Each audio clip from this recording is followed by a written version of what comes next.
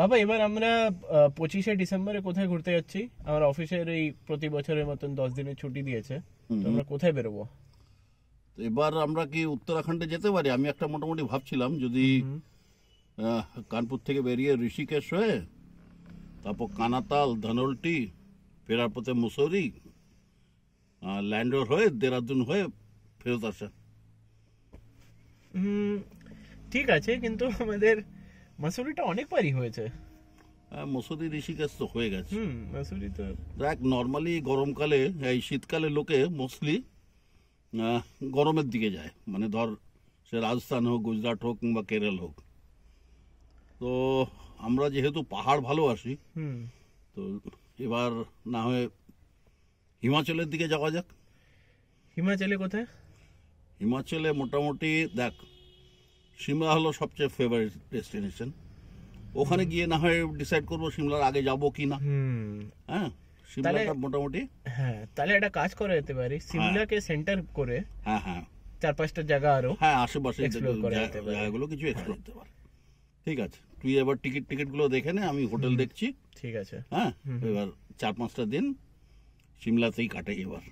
ঠান্ডাতে ঠান্ডার জায়গায় যাব। চলো।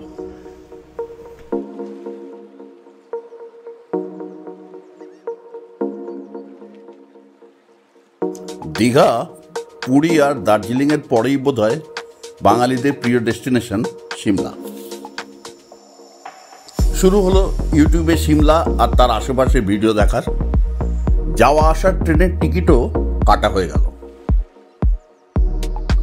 সমস্যা হলো হোটেল খোঁজার।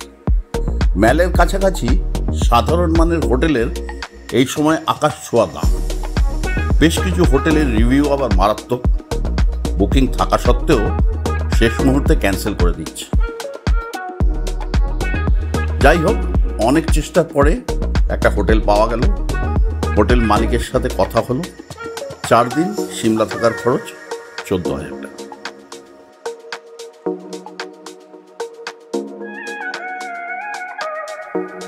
সকাল 7:25 তেজাস এক্সপ্রেস।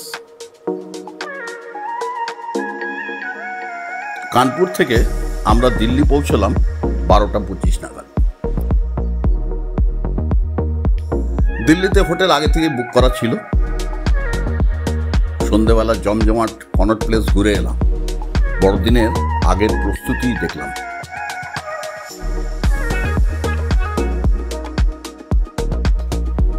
সকাল 8:30 নাগাদ আমাদের জি ট্রান্সপোর্টারের গাড়ি চলে এলো। একদম নতুন সুইফট ডিজায়ার, চালক নরেন্দ্র কুমার। খুব হাসি খুশি মিশুকে মানুষ। সারা রাস্তা বিভিন্ন রকমের গল্প হলো।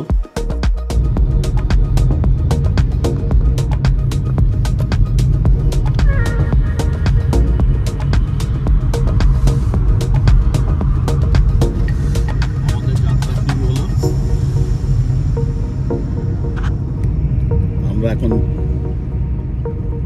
দিল্লি থেকে বেরিয়ে পড়েছি।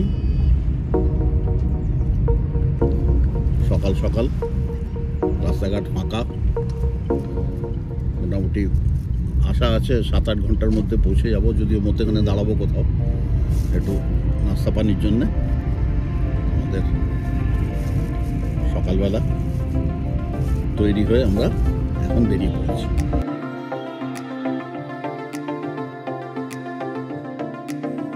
সায়ন বলেছিল মুরথলের অমৃত সুখদেব ধাবাতে ব্রেকফাস্ট করবে।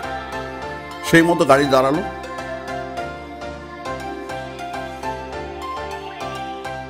আমরা তো দেখে অবাক, এত বিশাল ধাবা, একসাথে প্রচুর লোকজন নাস্তা করছে।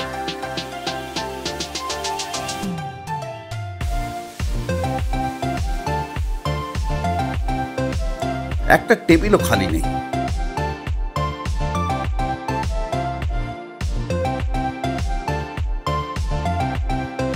এখানের পরোটা খুব বিখ্যাত। আমরা নিলাম পনির পরাঠা, সঙ্গে বিশাল এক টুকরো সাদা মাখন। খাওয়া দাওয়া শেষ করে চা খেলাম। মনের সাথে সাথে পেটটাও ভরে গেল।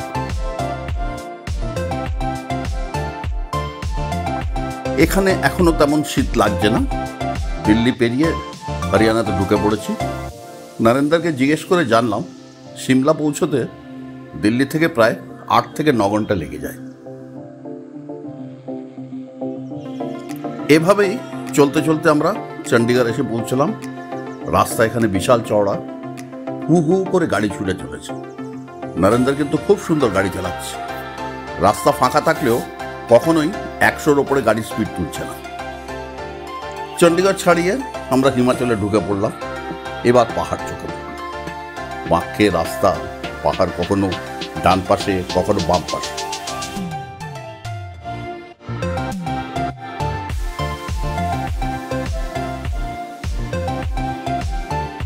একটা চায়ের দোকানে নরেন্দ্র গাড়ি থামালো। সাইনবোর্ডে লেখা গুড় শক্কর কি চায়। মাটির ভাঁড়ে চা চলে এলো।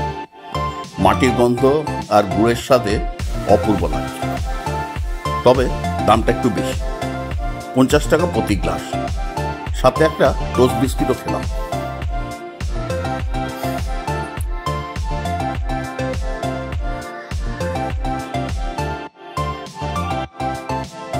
সন্ধে প্রায় হব। নরেন্দ্র খুব সতর্কতার সাথে গাড়ি চালাচ্ছে। জিজ্ঞেস করে জানলাম এর আগেও অনেকবারও সিমলা এসেছে।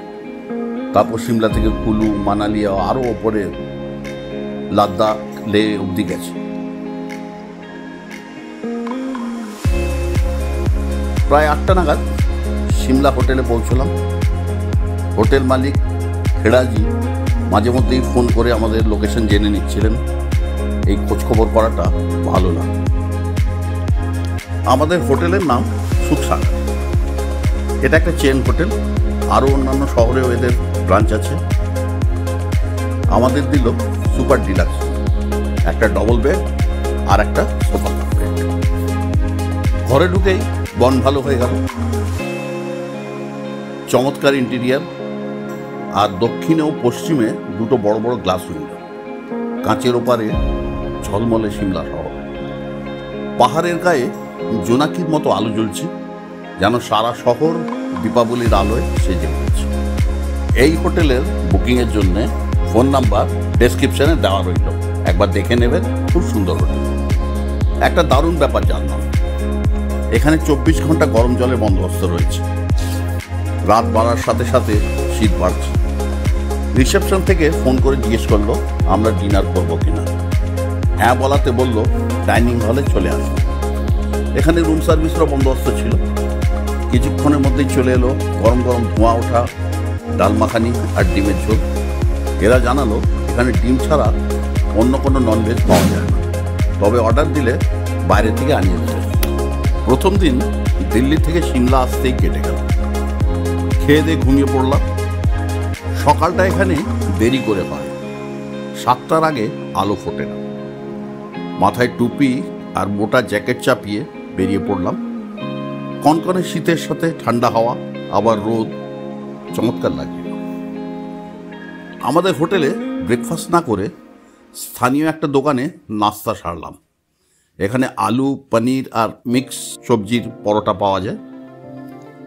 গরম গরম পনিরের সাথে আচার আর এক টুকরো মাখন, দারুণ। কেউ কেউ আবার দইও নিচ্ছিল। এরপর চা খেয়ে ঘুরতে বেরোলাম। আজ 25শে ডিসেম্বর। আমাদের গাড়িটা হোটেলের পার্কিংয়ে দাঁড়িয়েছিল। নরেন্দ্র তৈরি, বলল আজ সকালে কুফরি যাবে। খুব বেশিক্ষণ লাগলো না, আমরা কুফরি পৌঁছলাম।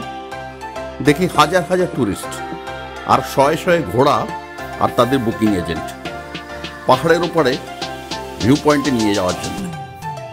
যাতায়াত প্রতিজন 500 টাকা। ঘোড়া আমাদের নিতে অস্বীকার করল। সহিস বলল ঘোড়া বলছে বাঙালিদের ঘোড়া ডিঙিয়ে ঘাস খাওয়ার অভ্যেস, তাই নেব না। আসলে আমরা বেটু, ঘোড়ার পিঠ থেকে পড়ে যাওয়ার ভয় আর চড়া হলো না।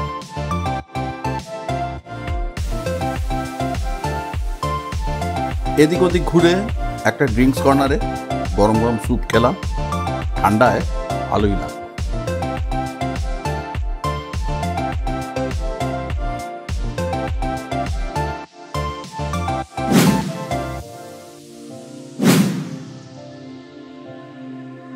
এখানে ট্রাফিক সিস্টেম খুব ভালো। ট্রাফিক পুলিশরা খুবই দক্ষতার সঙ্গে ভিড় সামলাচ্ছে।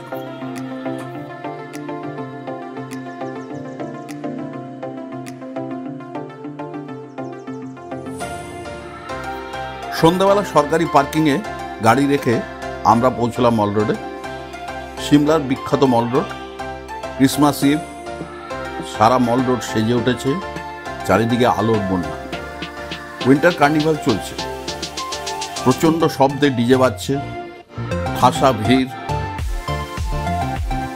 একদিকে ক্রাইস্ট চার্চ আর ঝলমলে দোকানপাট। এখানে মানুষের ভিড়ে ঠান্ডাটা বোঝা যাচ্ছে না। একটা ক্যাফের প্রবেশ দরজার সামনে দাঁড়িয়ে গান গাইছে এক যুবক, ভালো লাগলো। এখানে দর্শকদের মধ্যে থেকে যে কেউ গান গাইতে পারে, সবাইকেই স্বাগত।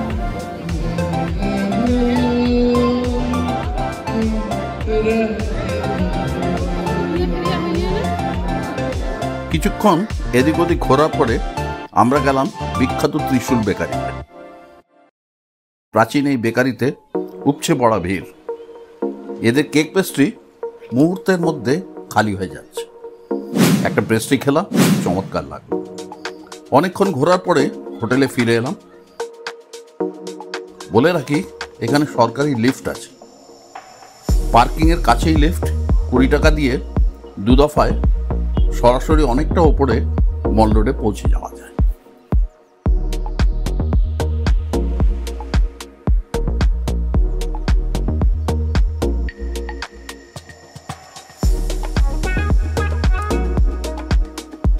পরদিন সকাল সকাল জলখাবার সেরে আমরা বেরিয়ে পড়লাম চাইলের উদ্দেশ্যে।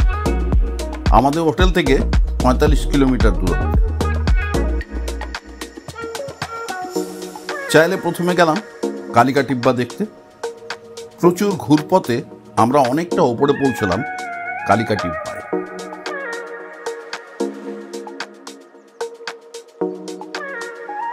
জাগ্রত কালী মন্দির, যদিও ভিড় তেমন ছিল না, কিন্তু অদ্ভুত এর চারপাশের প্রাকৃতিক পরিবেশ। সাদা নীল আকাশ আর চারদিকে পাহাড় আমাদের মন্ত্রমুগ্ধ করে দিয়েছিল। এই মন্দিরের গঠন ঠিক মন্দির সুলভ নয়, যেন একটা দুর্গ। মন্দির বানাতে প্রচুর অর্থ ব্যয় হয়েছে, দেখলেই বোঝা যায়।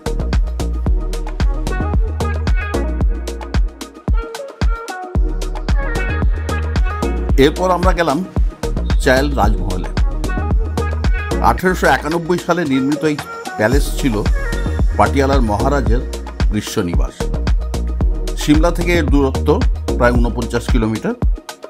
অপূর্ব সুন্দর এর আর্কিটেকচার। বর্তমানে এই প্যালেসটি হেরিটেজ হোটেল হিসেবেই ব্যবহৃত হচ্ছে। এই প্যালেসটি ঘোরার জন্য 200 টাকার টিকিট কাটতে হলো। এখানে 3 ইডিয়টস সিনেমার শুটিংও হয়েছিল। প্যালেসের করিডোরেই শুধু ঘোরার অনুমতি ছিল। সুইটস আর বার শুধুমাত্র গেস্টদের জন্য। এদের ট্যারিফটাও জেনে নিলাম।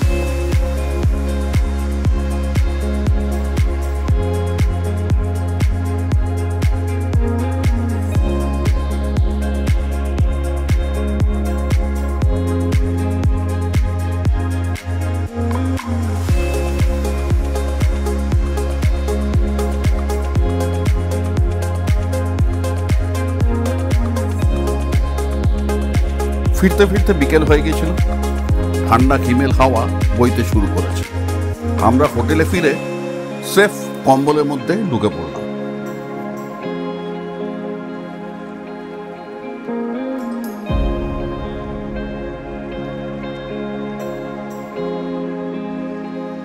পরের দিনে গন্তব্য ছিল নারকান্ডা আর মাসোব্রা। এই দুটো জায়গায় স্নোফলসের জন্য বিখ্যাত।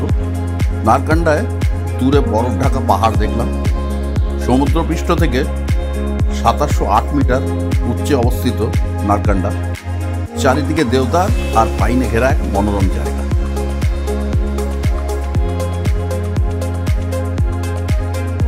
এখানে স্কিইং আর বিভিন্ন রকম উইন্টার স্পোর্টসের আয়োজন করা হয়। হাঁটু পিকে আছে হাঁটু দেবীর মন্দির। মাসোব্রা সিমলা থেকে মাত্র 10 কিলোমিটার দূর। উচ্চতা 7041 ফুট। শহুরে কোলাহল থেকে দূরে মাসোব্রা একটা সুন্দর শান্ত স্নিগ্ধ জায়গা। এখানেও ঘোড়ার পিঠে চেপে ভিউ পয়েন্ট যাওয়ার বন্দোবস্ত রয়েছে। এখানেও ভালো বরফ দেখা যায়, কিন্তু দুঃখের বিষয় এখানেও আমরা বরফ দেখতে পাইনি। বিকেলে গেলাম জাখু টেম্পল দেখতে। সমুদ্রপৃষ্ঠ থেকে 2455 মিটার ঊর্ধ্বে অবস্থিত জাখু সিমলার সবচেয়ে উঁচু জায়গা। এখানে হনুমানজির 108 ফিট উঁচু বিশাল এক প্রতিমা রয়েছে।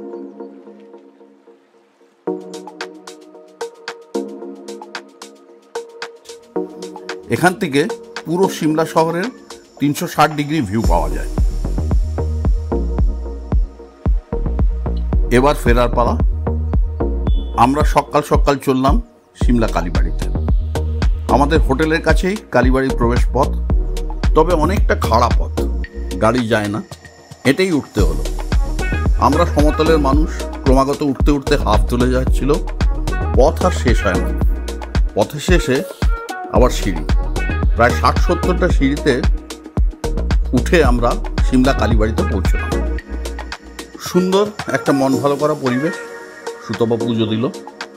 স্থানীয় একজনের সাথে কথা বলে জানলাম এখানে 250 জন মতো বাঙালি রয়েছে। 250 পরিবার নয়, মাত্র 250 জন। তবে স্থানীয় লোকদের আস্থায় মন্দিরের রক্ষণাবেক্ষণ যথেষ্ট ভালো। এখানে ঘর ভাড়াও দেওয়া হয়।